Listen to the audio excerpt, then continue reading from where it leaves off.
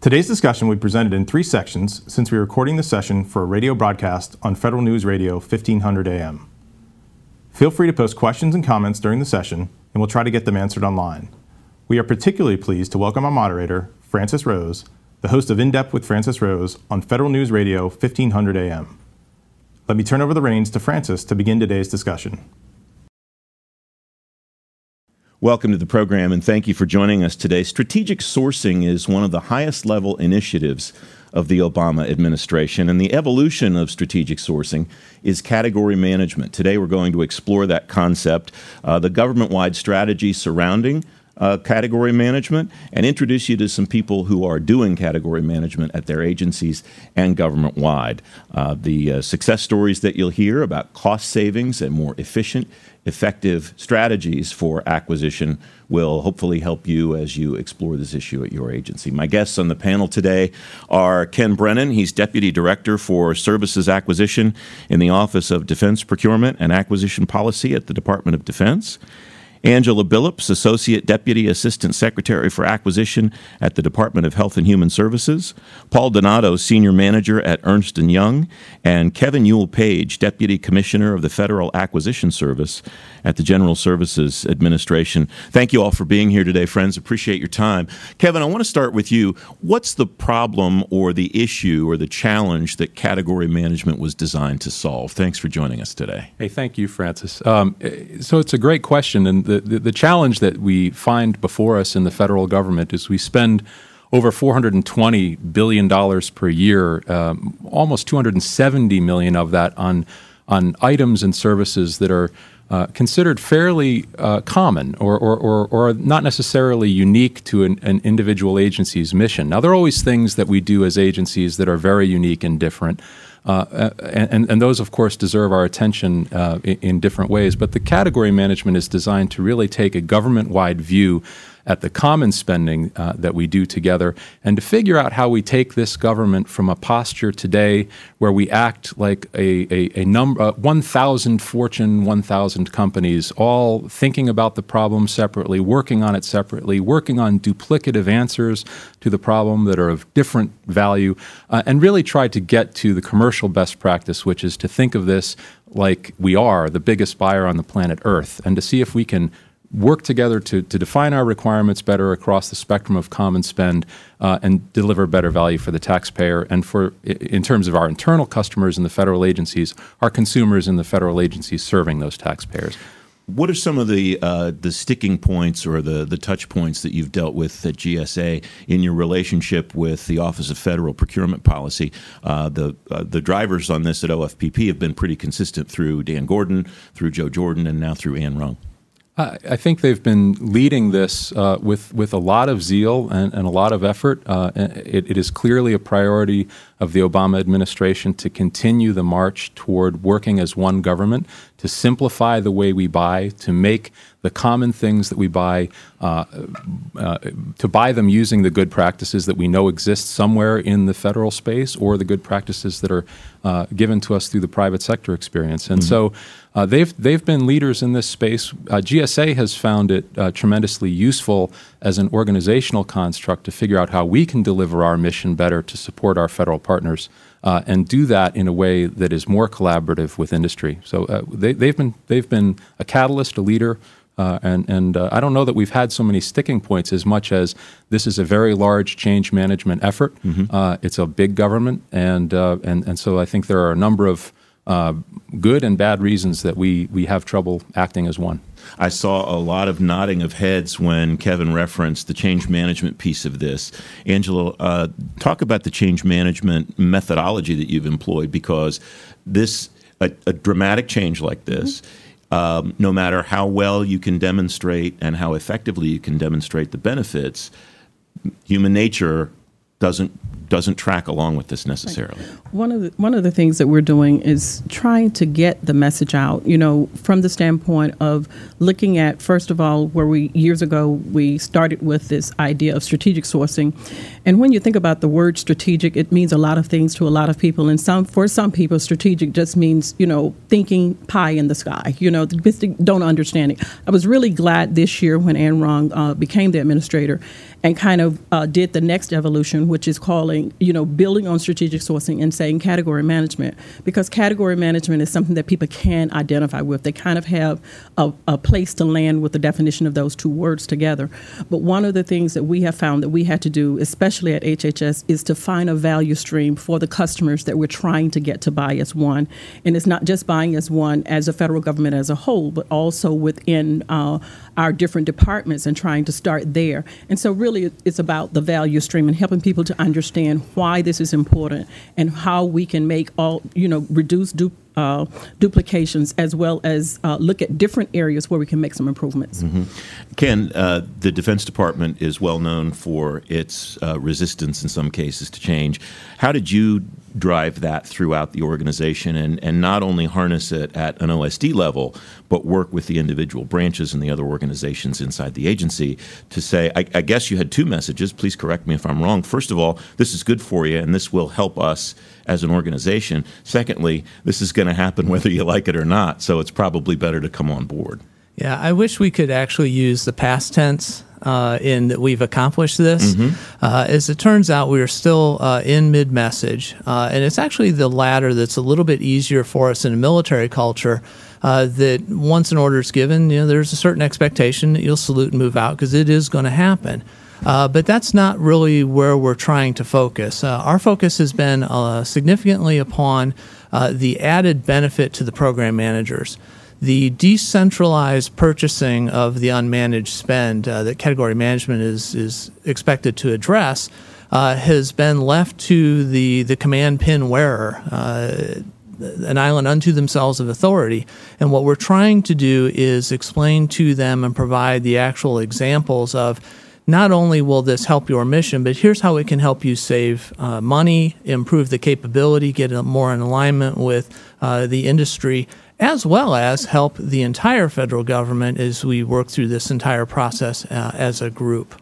I wonder if Secretary Gates might have laid the groundwork for the success of this for you in a little bit when he talked about, I guess it's been 5 years or so ago now, about the idea of moving money from tail to tooth. And that idea is probably very appealing, especially to the uniformed personnel who are thinking, boy, I could really use that money in the front lines instead of all this back office stuff. It is. And what we're finding is in defense, we're looking much more at the front end of the development of the requirement, not only, the actual statement of work, but the kinds of decisions that go into should I buy this? Should I make it myself? And in services, it's more of a hire versus contract for. Mm-hmm. But that discussion in where do we want to put our money as priorities in executing the mission has really helped clarify the focus as we draw down out of the two theaters and experience the budget in sequestration. Mm-hmm. Paul Donato of Ernst & Young, you have an enterprise-wide view of this as you work with people all across the government. What are you seeing as far as reception as this has rolled out over the last several years? Is what you're hearing from your fellow panelists fit with the experience that you've seen too? It does, and I think we're in a budget environment where folks are being forced to look at their enterprise spend and really try and figure out ways to do more or the same with less. And as a result, the category management, I think, is an area that they see as one that they can focus there. And I think the thing we've focused on with clients and heard from clients is managing that change through key stakeholder engagement, right? So it's not just the folks in the acquisition community, but it's also those buying offices. Frankly, it's also industry in terms of interaction with industry as well, because I think the change piece is difficult because of the fear of the unknown. And as you engage those stakeholders and help everybody understand sort of what their role is in the process, I think we're seeing more success in terms of implementing these types of solutions. Kevin, let's roll back to what Paul's talking about and think about the strategy implementation development. I've piled on a whole lot of buzzwords there, I guess. But as you and your colleagues were working through how do we want to help agencies roll this out, how do we want to equip them? What were some of the things that you expected would be maybe the most difficult change management issues, or maybe the most challenging operational issues, fiefdoms that people were worried would be going away, cheese moving, that kind of thing? Yeah, it's a great question. GSA's had a long history. Our mission is to serve the agency partners that we work with, and of course to be that broker and that liaison with industry. And so we find ourselves very often in a conversation pulled by the multi-stakeholder environment, which is a very positive place to be if you want to understand where the pain points are and where the opportunities lie. We saw this shift to category management internally as a very strong way for us to refocus our lens on customer and the quality of product and service that we're able to catalyze good answers around for our federal partners. And so an example of this, or something that we've really been trying to turn our attention toward, we had duplicative contracts, for example, in our network services arena. We, through the lens of applying category management to our own solutions, are now reducing over 83 contracts of our own to a single fleet of contracts in our EIS solution going forward. This is a tremendous savings not only to GSA internally, but to the customers who are trying to work with us to get to the best answers, and industry who've had to pay for the bid and proposal around this tremendously duplicative fleet of contracts supporting federal agencies. So it's an important lens for us to catalyze the community and to catalyze the conversation.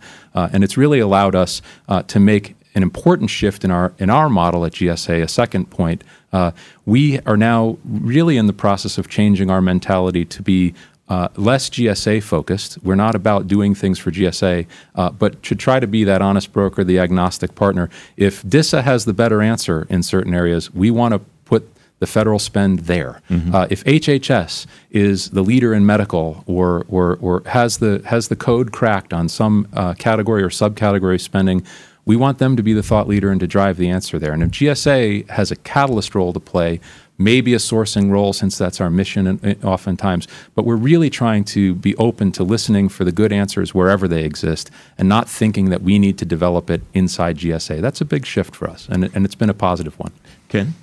One of the things that we're also struggling with, I think, especially in defense, although I think it's germane to the entire category management capability, is what does success look like?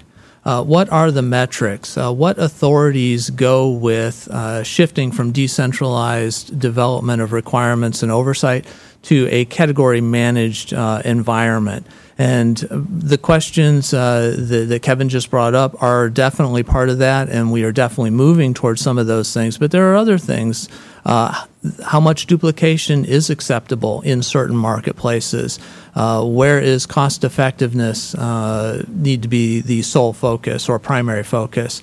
What about small business? What about competition rates? A number of these larger questions and how they factor into the evaluation of success category management is something that I know that we've been struggling with, and I think that it's not yet defined for the entire vision of where this might end up in the next few years. Kevin?